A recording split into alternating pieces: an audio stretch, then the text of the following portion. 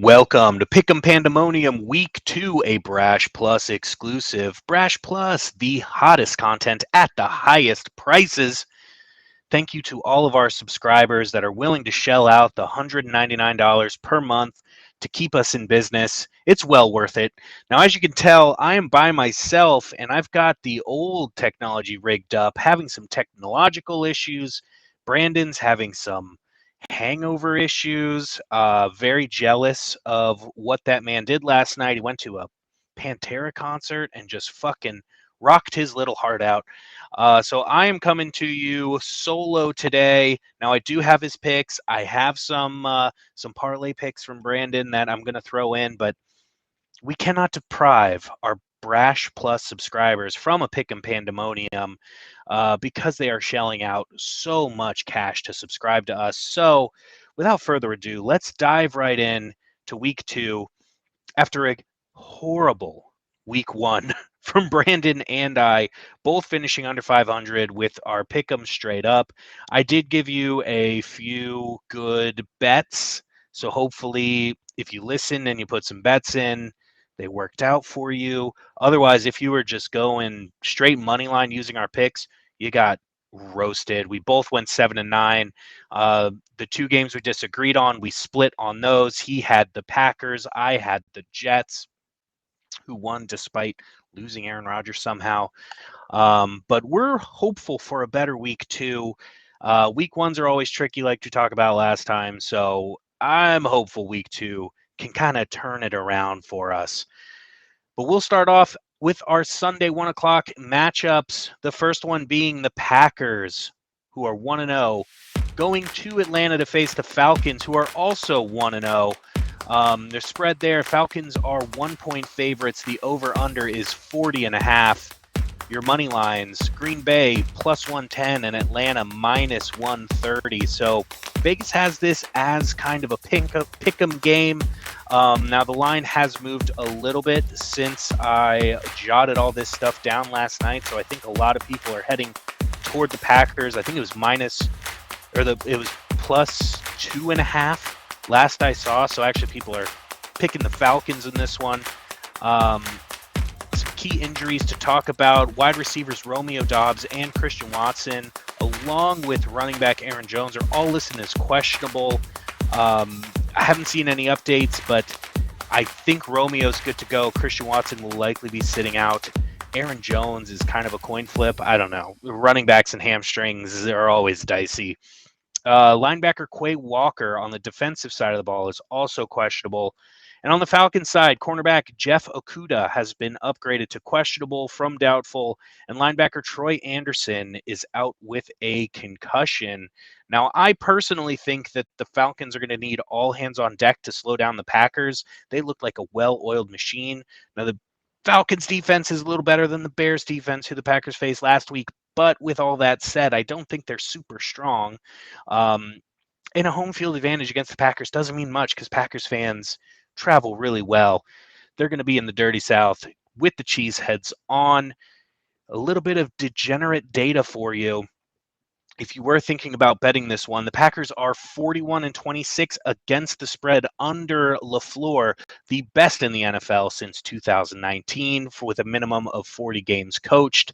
So they know how to cover spreads, especially when they are underdogs. Me personally, I think that the Falcons' game plan is so one-sided. They're just run the ball, run the ball, run the ball. Eventually, they're going to have to trust Desmond Ridder to throw it, and they have weapons to throw it to. It's kind of baffling that they're not. And I think the Packers are going to sniff them out. And I think the Packers' defense is a little underrated. And the Falcons, when you're a totally one-sided offense, you can easily make a game plan against it. So I've got the Packers winning here big. Brandon also has the Packers. And a little spoiler alert, you will see the Packers later on in the parlay. Moving on to Raiders, they are 1-0, and they are heading to Buffalo to face the Bills, who are 0-1 after suffering a brutal loss to the Jets. Everybody thought the Bills were coming away with a victory after Aaron Rodgers went down after 4 snaps. You're spreading this one, Bills -8.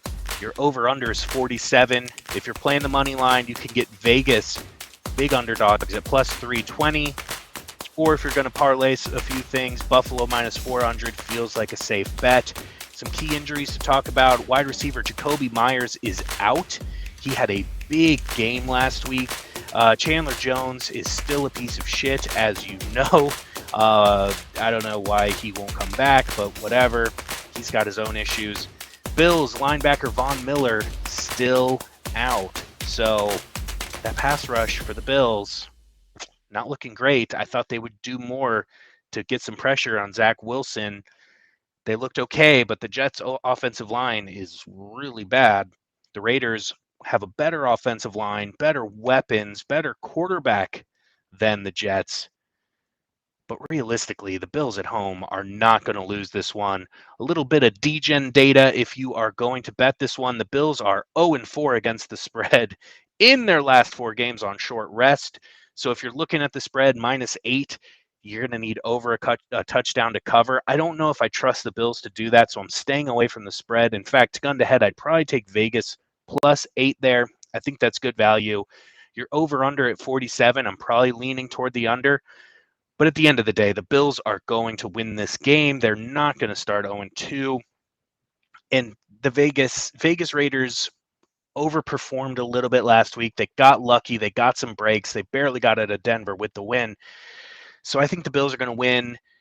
And I think they'll win convincingly, but I wouldn't trust that spread. It's a little too high for my liking.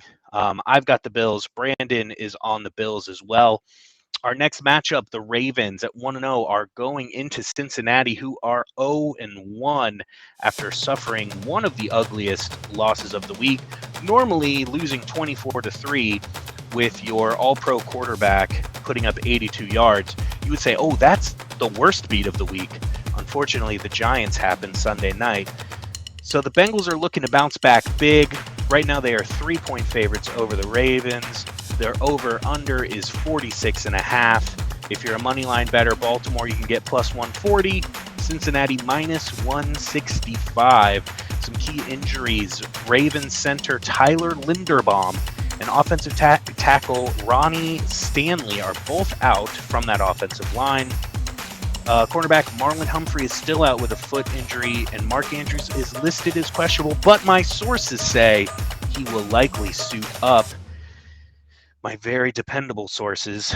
Bengals linebacker Marcus Bailey and defensive end Joseph Asai are both listed as questionable.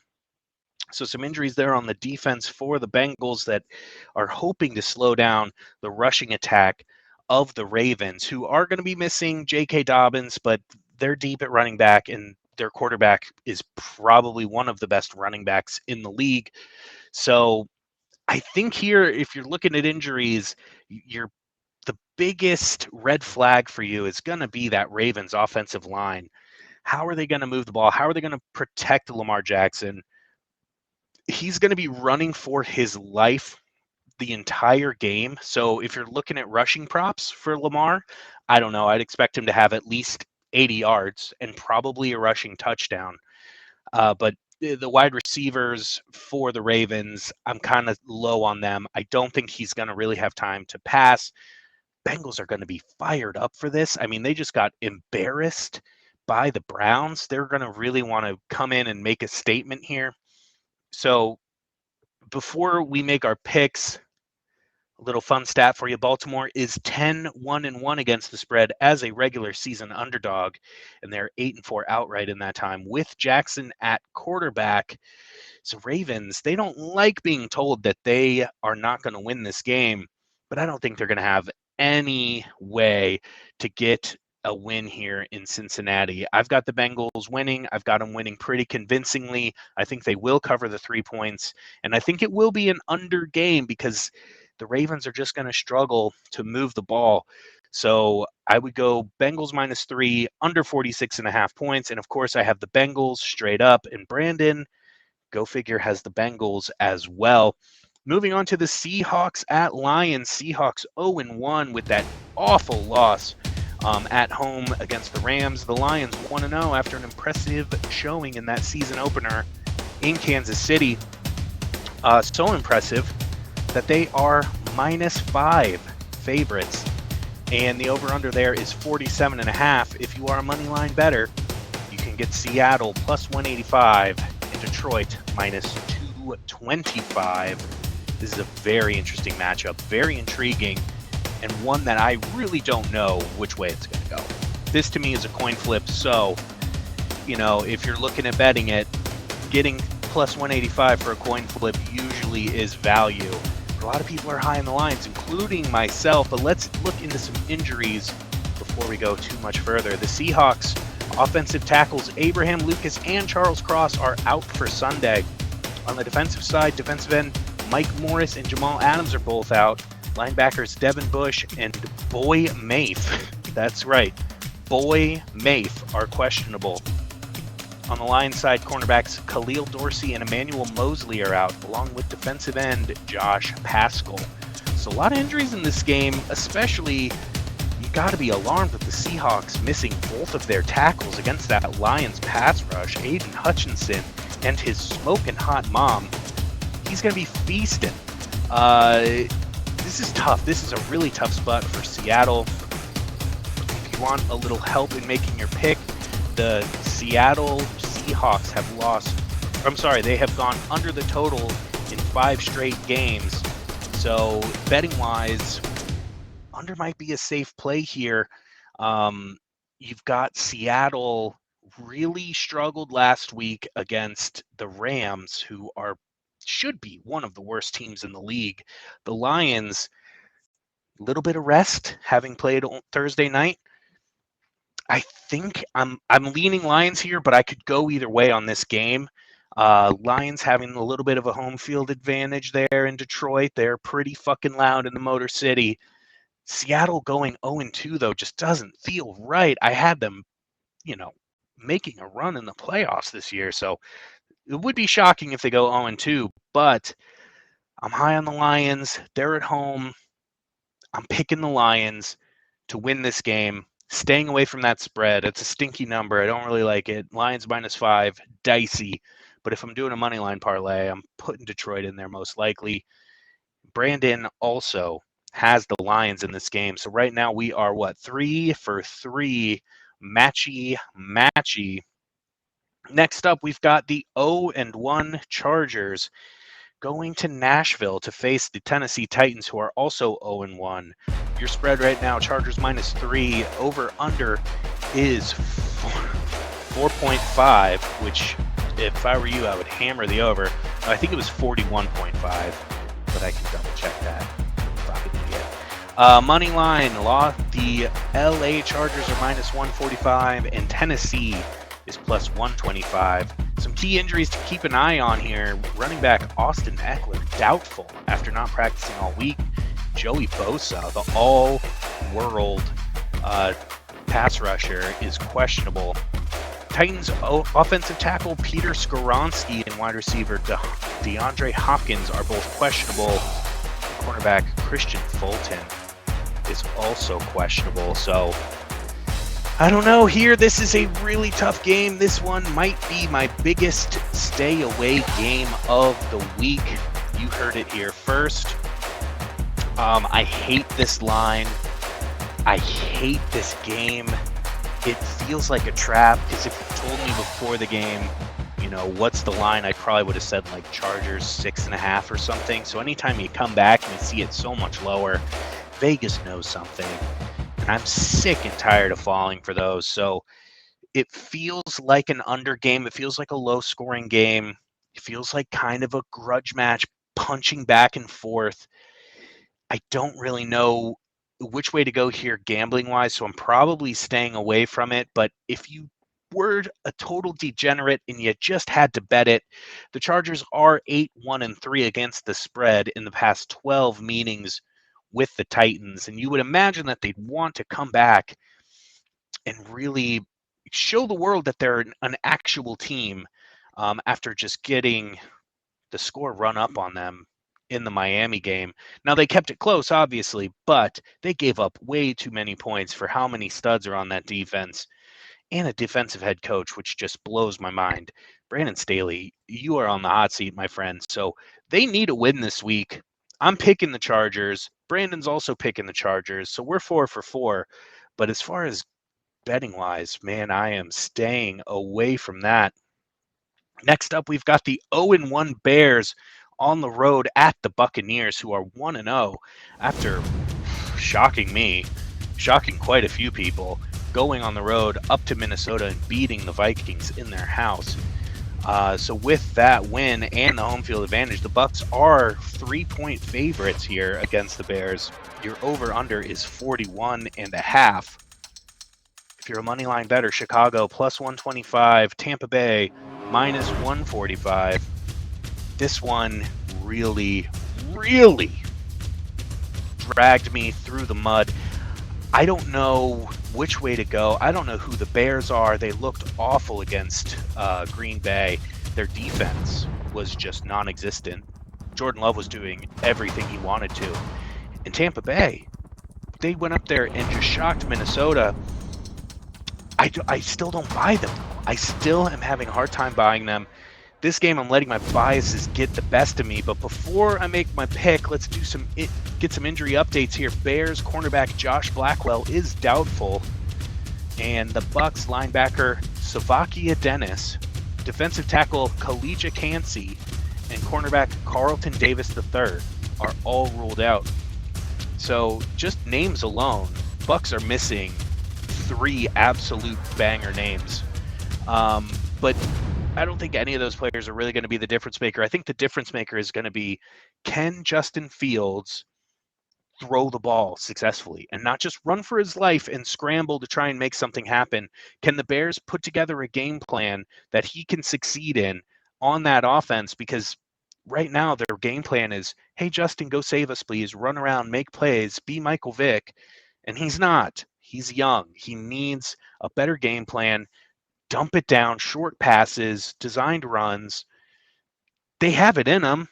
I know the Bears can do it. That's why I'm picking them. I'm picking the Bears this game. Brandon is on the Buccaneers. I just don't trust the Bucs. I'm going with, again, my preseason gut feeling was that the Bears would overperform, the Bucs would underperform. So I'm leaning Bears in this one. It could bite me in the ass. And if the Bears lose this one, I'm officially off of them. But I have some hope. I have some hope that they are going to make it happen. Quick break so I can take a sip of Red Bull.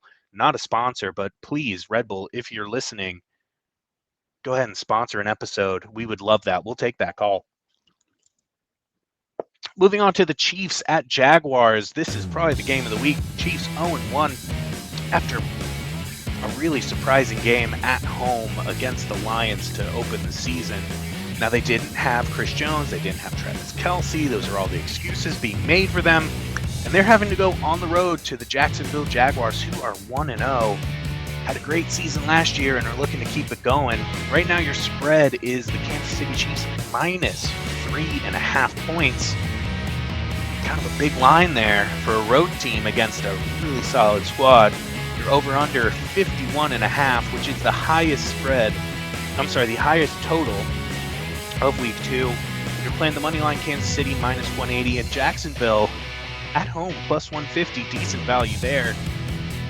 Some key injuries to talk about. Travis Kelce, have you ever heard of him?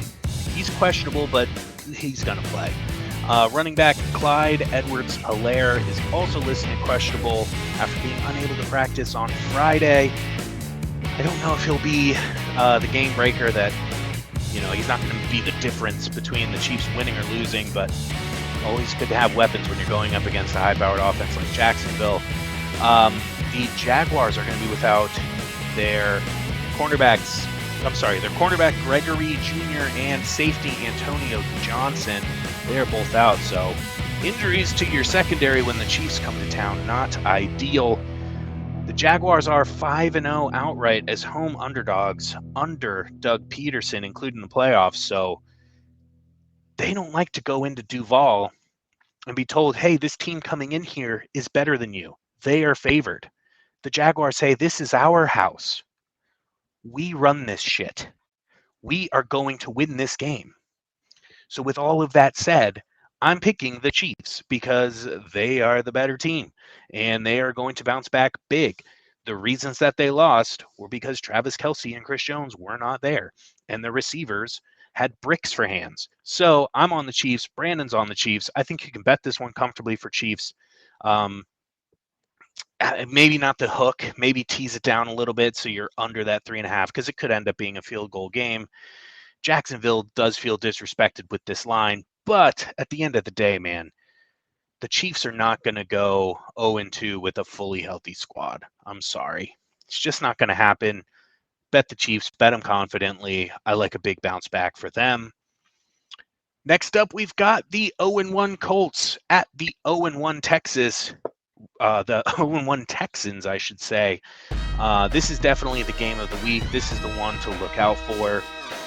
If you don't have the NFL Sunday ticket, buy it just so you can watch this game, because it's not going to be on anywhere else. Right now, the spread is Texans -1 as a very slight favorite there at home. Your over-under is a sizzling 39.5.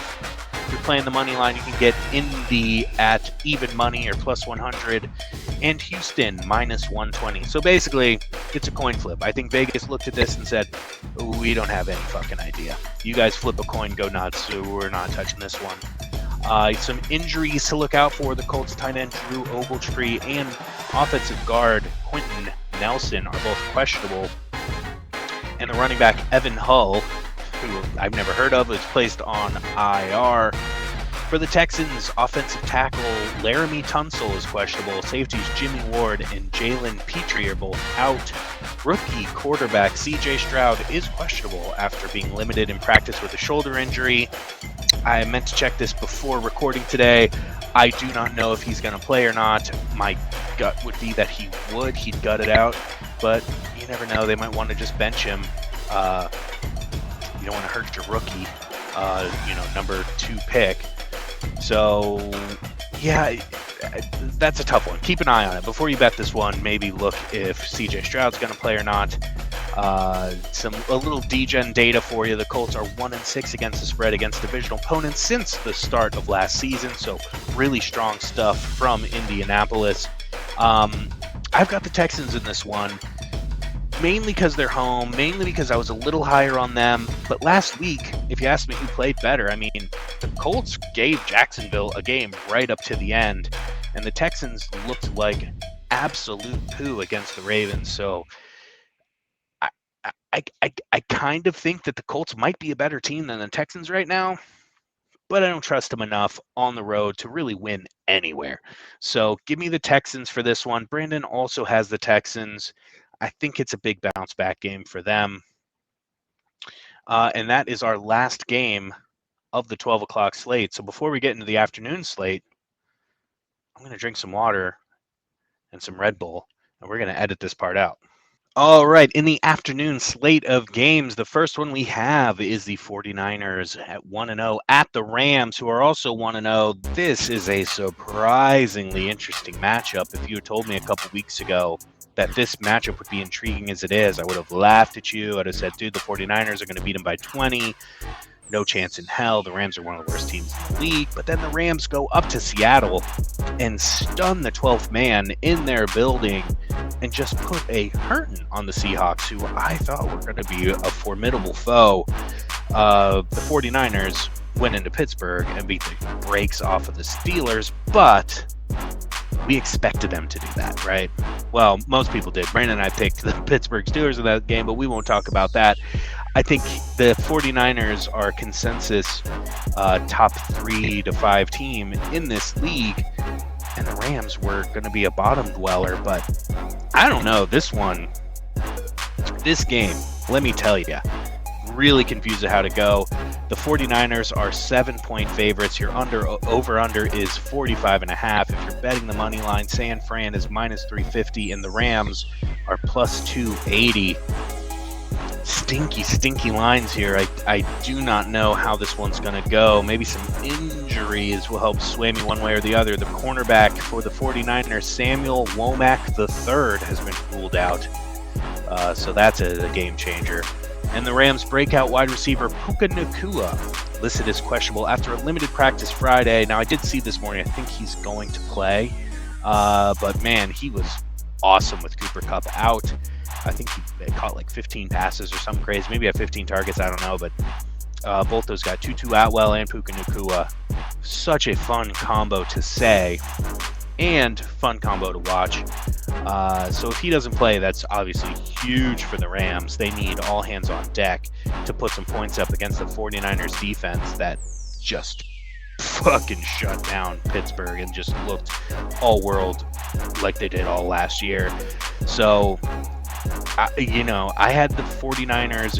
If you watched last episode, they were at the top of my power rankings. I don't see any world where they lose to the Rams.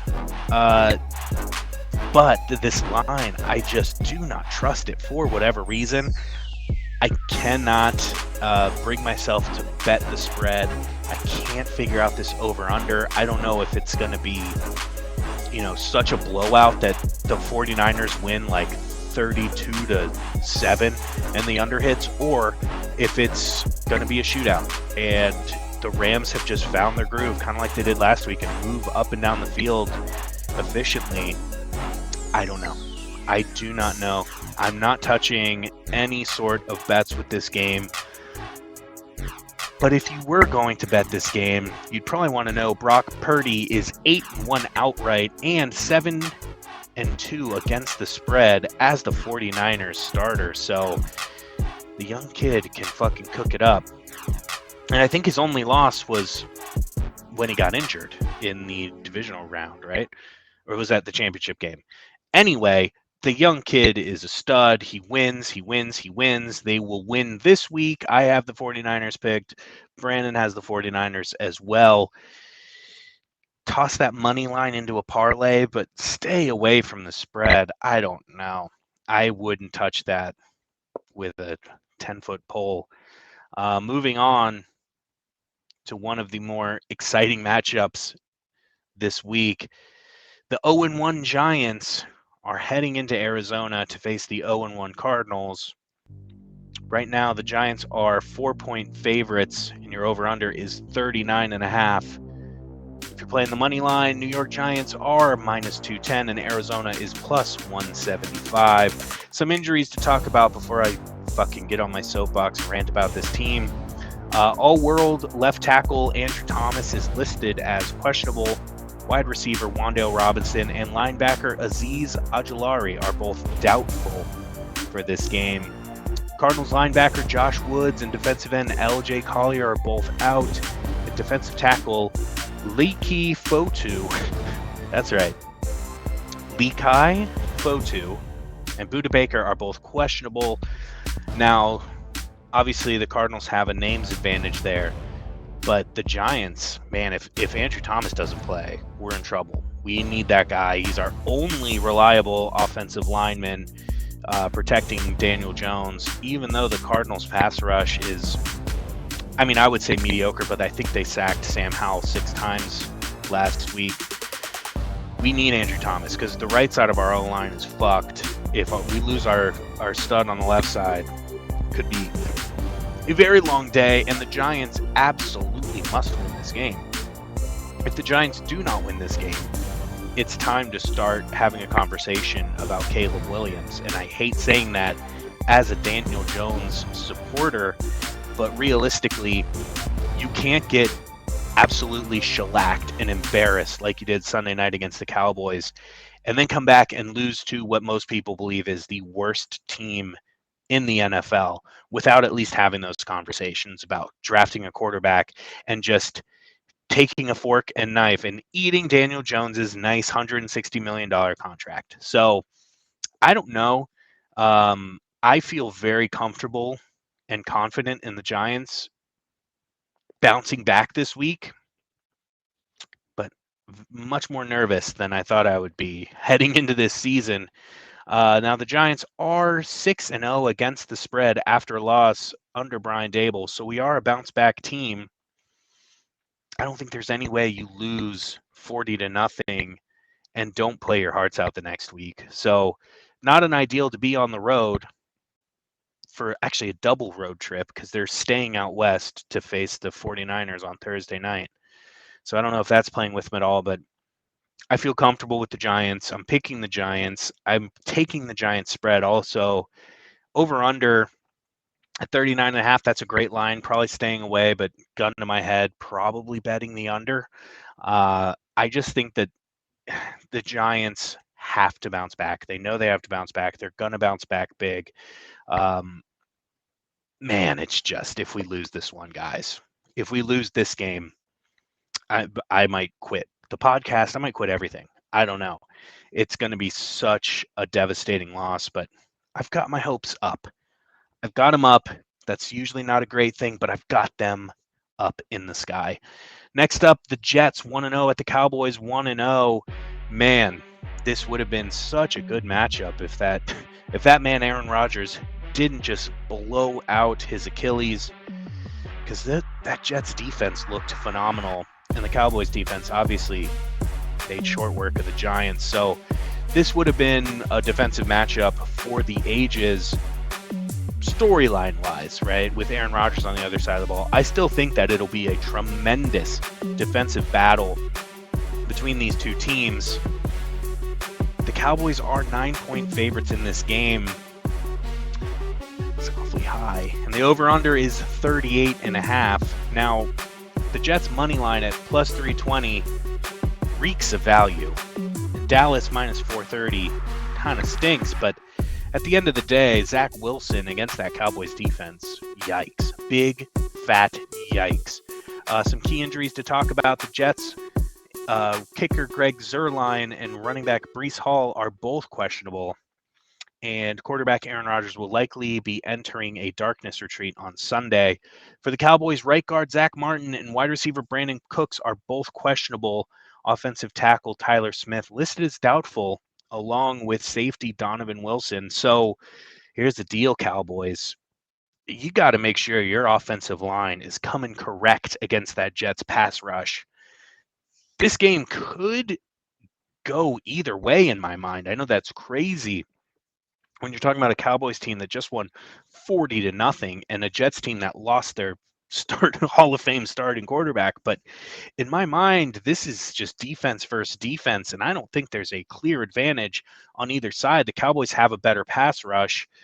The Jets have a better secondary, but both teams are just top 3, top 5 defenses, right? Along there with San Francisco. So, man, the over-under is a very low number, 38.5. I think under is the play in this game. I could see this easily being a 13-10 type game. Even just maybe some field goals, like maybe a 12 in there, like a 17-12 type game. And yeah, man, this is gonna be a lot closer than people think. I wouldn't trust that Cowboys -9 spread. Teams that blow people out are usually a little underperforming the following week. And the Jets, man, everyone's just like wrote their season off with Aaron Rodgers gone. I think that's going to fire them up. So if you are going to bet this game, it would help to know that Wilson's past 7, Zach Wilson, that is, past 7 starts have gone under the total. And the Jets were 5-4 against the spread in Wilson's starts last season. So, he covers the spreads, right? The unders happen because he has a lot of turnovers. He's still a young kid. Maybe he took our advice in last episode and he's going to stay off the MILFs for a little while. If I were him, I wouldn't. But maybe he will, and he'll focus. He'll get his head in the game, and he'll prove some people wrong. I mean, the guy's talented as shit.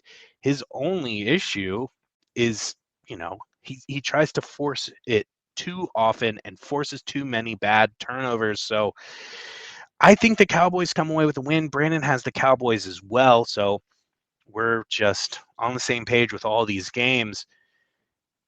I like the Cowboys, but I don't like that spread, and I would not be surprised if the Jets pull the upset here. This was actually a surprisingly tough one for me to pick because it just, I don't know. When the hype train leaves for the Cowboys, it always goes off the rails. So I just keep that in mind. Keep that in mind. You heard it here first. I do not have the balls to pick the Jets, but I'm not surprised if the Jets win. Next up, we've got the Commanders, 1-0 at the Broncos, who are 0-1. Big game. Big game for Brandon's boys. The spread there is Broncos -3.5. Your over-under is 38.5. If you're playing the money line, Washington is +160 and Denver is -190. Some injuries to talk about on the Commanders side. Safety Jartavius Martin has been ruled out with a concussion, and on the Broncos side, linebacker Frank Clark and tight end Greg Dulcich are both out for Sunday. So not great for the Broncos. They need those guys. This game's interesting. If you've been following the show, you know that I was high on Denver last year. They burned me. They burned me so bad. They made me look like a fool. And what did I do? I went and doubled down on them this year with Sean Payton. So I've been high on the Broncos, and they lost in a just pretty embarrassing fashion. In Las Vegas. I think they were in Vegas last week. But they had every chance to win that game. They outplayed the Raiders, but they still came away with a loss. I still think they're going to turn it around this season. I think they're going to be that team that everyone kind of thought they would be. And I think that turnaround starts this week. The Broncos, however, are 1-7 against the spread as favorites since the start of last season. And they are 12-25-2 against the spread as favorites since 2017. Not ideal when you're picking them and they're the favorite, but I think it's gonna be one of those games where the Commanders' defense is going to play a kind of a textbook stop the run and try and beat us on the outside. And I think Russ finally delivers. I think he finally has one of those games where you go, oh, that's the guy. That's the guy that we overpaid for, sent 1 million draft picks out for. I think it's finally the game where he shows up and he makes the world come around on Broncos country, and we're all going to be riding with him. I've got the Broncos. Brandon's got the Broncos. He doesn't have faith in his boys, but I get it. It's tough to go on the road and win, just in general. And the Broncos just have a better roster, so give me the Broncos. But I don't like the 3.5. You can keep it. Next up, we will be waiting all day for this Sunday night matchup between the 1-0 Dolphins at the 0-1 Patriots. Right now, your spread is Dolphins -3. Your over-under is 46.5. You're playing the money line. Miami's -155, and New England is +135. Now, I know what you're probably thinking. How in the world are the Dolphins only a 3-point favorite? That doesn't make any sense. Patriots aren't very good. The Dolphins looked spectacular. They're number 2 in Josh's power rankings. How are they only 3-point favorites in New England? Maybe the injuries will help us figure out why. Dolphins offensive tackle Taron Armstead and linebacker Jalen Phillips are both questionable for this game.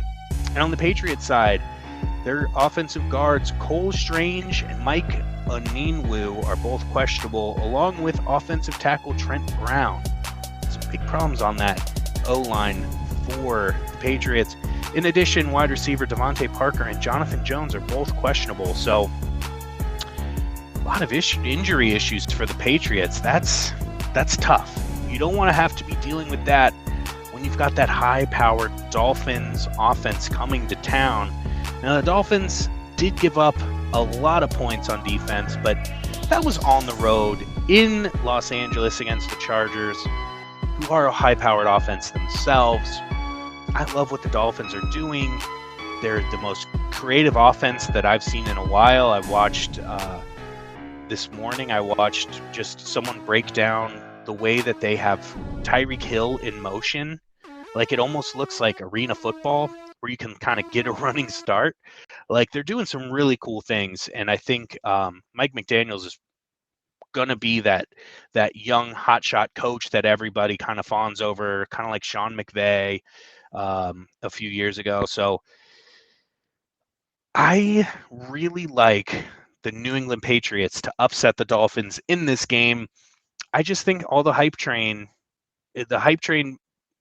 for the Dolphins is going to go off the rails. I think that it's one of those weeks where everybody and their mothers is going to be on the Dolphins. And when you see a line that's -3, like, what does Vegas know? What do they know? How can they see into the future? Because this spread should be Dolphins -8.5 or something crazy. Like, how are the Patriots going to keep up with them? I'll tell you how. Mac Jones surprised us last week with a pretty big game against a much better defense in Philly. And I think Belichick is going to be scheming on how to shut down this Mike McDaniel's offense. I would wager a lot to say that was probably the number one thing Bill Belichick did in the offseason was study the offense of the Miami Dolphins and figure out how to slow them down. I would bet so much on that was the priority for him. I think he's going to sniff it out, and I think it's going to be a low-scoring game. I actually like the under in this game, 46.5. I like the Patriots to cover, and I like them outright at +135. So I know that's going to shock some people saying, dude, Josh, they were the number 2 team in your power rankings. What are you thinking? This one just stinks. This one smells like shit. I like the Patriots here. I got to have some upsets, right? I've been picking pretty much favorites. And Brandon has the Dolphins, so finally our picks are differing. I thought there was another one too, but whatever. It doesn't matter. And if you are going to bet that game, you probably want to know the Patriots are 0-6 against the spread in their past 6 games as an underdog. So not great for what I just said, but you can book it. You can book it. Next up, we've got a double dose of Rowdy Friends on Monday night, starting with the Saints, who are 1-0, going on the road facing Carolina Panthers at 0-1. That game is at 7:15 on ESPN. For those of you curious, how are they going to do 2 Monday night games? They're going to have one at 7 p.m., 7:15 on ESPN, and then the next one will be at 8:15 on ABC or ESPN+. But anyway, let's get into the Saints-Panthers matchup. The Saints are 3-point favorites in Carolina. Your over-under is 39.5. If you're playing the money line, New Orleans -155 and Carolina +135. Some key injuries here to talk about. Saints running back Kendre Miller is questionable, and Panthers cornerback J.C. Horn has been placed on IR, and wide receiver DJ Chark is questionable. So that J.C. Horn loss is pretty big for the Panthers. He's probably their number 1 shutdown cornerback. He's very good. I just don't really know. Don't really know how to bet this game. It's gonna be really just a weird game, kind of close. But at the end of the day, I trust Carolina. I think it's going to be a Carolina victory, and I love the under here. So real quick, the Saints past 9 games with extra rest have gone under the total. So they're saying that defense is going to be rested. Carolina, rookie quarterback, going to be hard to move the ball. But if you remember last season, all season long, I was telling you this Panthers defense at home is elite. I love them at home, hate them on the road. I don't know why. Falcon, they went on the road to Atlanta. Atlanta put up 1,000,000 points, ran it down their throat like it's no problem. That defense, for whatever reason, is different at home. I think that they stifle the Saints offense. And even without J.C. Horn, I think they give the Saints big troubles here. I like the Panthers outright to win this game. And shockingly, Brandon has the Panthers as well.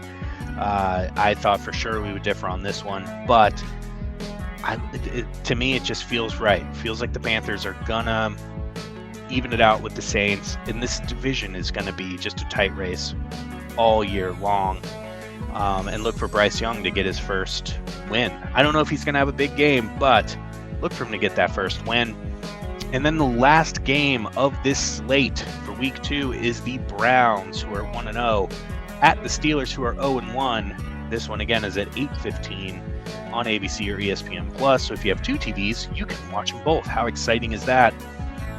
The spread is Browns minus 2.5, and your over/under is 38.5. If you're betting the money line, Browns minus 145, Pittsburgh plus 125. This one, man, holy cow. I went back and forth. I think I picked the Steelers. I picked the Browns. I picked the Steelers. I went back and forth at least 4 or 5 times. This is really tough.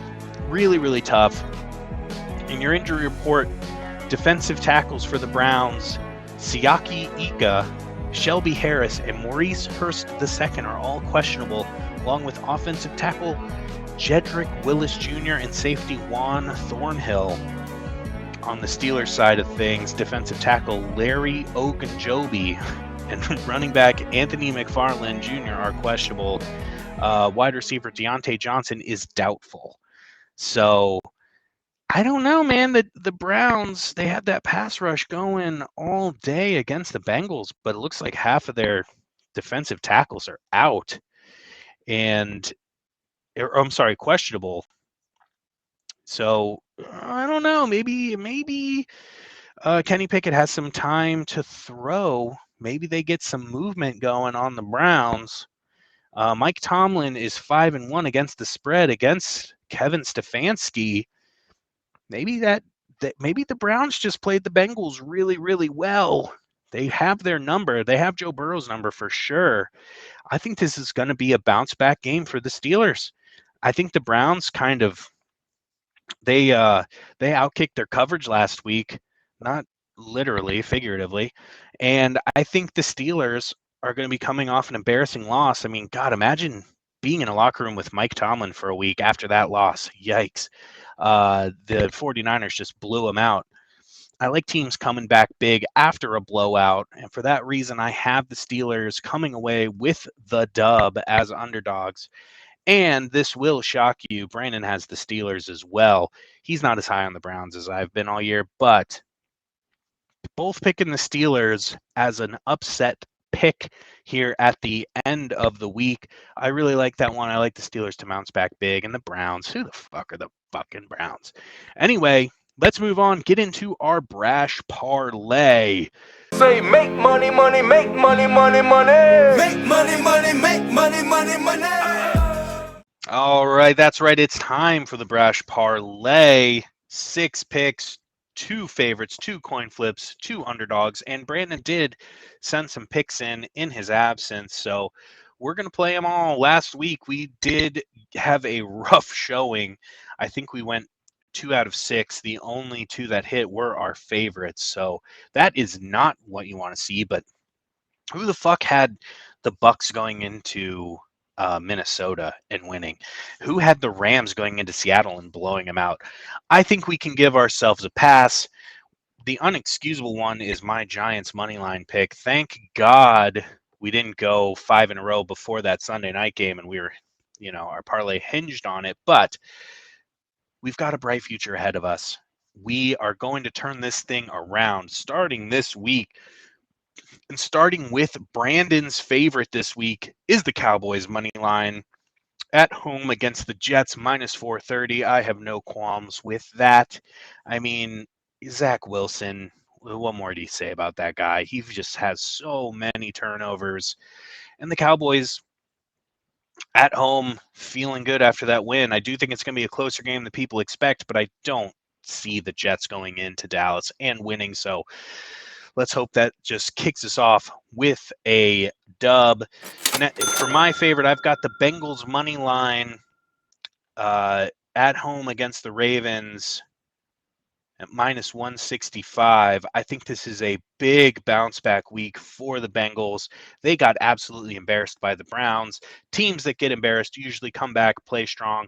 Ravens already just early in the year dealing with more injuries than any other team. Go figure. I think they need to look into the staff behind the scenes in Baltimore, figure out what the hell is going on and why their players can never stay healthy. But look for the Bengals pass rush to put a lot of pressure on Jackson. and look for the Bengals to bounce back big this week. I've got the Bengals money line minus 165. Lock that up. Moving on to Brandon's coin flip here. He's got the Texans money line at home against the Colts at minus 120. I like that pick as well. I have the Texans in our pick'ems, so I do think this game again could go either way, but betting a team at home always a good thing. The Texans should be bouncing back after getting embarrassed by the Ravens, and the Colts, they're still the fucking Colts. So Texans money line I like a lot. For my coin flip, I'm going back to the well and I'm betting the Giants -4 at the Cardinals, which is minus 110. I just don't see a world where the Giants aren't beating the Cardinals here. So Giants -4 feels like a safe play. I think they bounce back in a big way. And I think the Cardinals kind of show who they really are and realize, okay, we didn't win against Washington. We don't want to win any games. Let's tank the year. Let's go get a quarterback who doesn't just play video games all day. Giants -4. That is my coin flip. Brandon's underdog, sticking with the Giants game. He's got a Daniel Jones anytime touchdown at plus 225. I really like that one a lot. Daniel Jones, he rushes with the best of them, man. Danny Wheels is what I call him. I think he will have a rushing touchdown. So when he sent that one over, I really loved it. Daniel Jones, anytime touchdown, plus 225, or who knows, maybe he'll catch one. Maybe he'll catch one from Saquon Barkley. You heard it here first. Daniel Jones is going to catch a touchdown again from Saquon Barkley, and we're going to cash that anytime touchdown at plus 225. And for my underdog, I took the Packers game. It was at plus 2.5. I moved that line all the way down to Packers -3.5 at the Falcons. I just think if you are as one-dimensional as the Falcons are showing that they are, you just can't win games against good teams. And the Packers are proving to me that they are a good team. They put a great game plan together for Jordan Love last week. I think they'll do it again. I don't see any reason why the Packers shouldn't be favored in this game. They're not. I know that usually means, oh, Vegas knows something. I don't think so, man. I just don't buy into the Falcons' hype, and I think that the Packers stop that running attack and say, hey, Desmond Ridder, throw the ball in order to beat us, and they just can't get it done. So give me the Packers -3.5, moving that line away from plus 2.5. Which makes it plus 175 added to the parlay. So when you add all of those up, you get plus 5,136.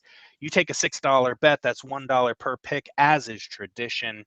You add them all up, $6 pays out to $314.18 of just absolutely free money from Vegas. They're printing it, guys. We just got to get out there and grab it.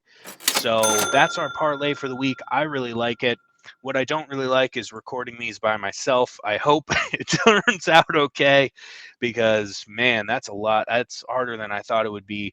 And I give all the credit in the world to guys who can just go and record themselves for an hour without any help.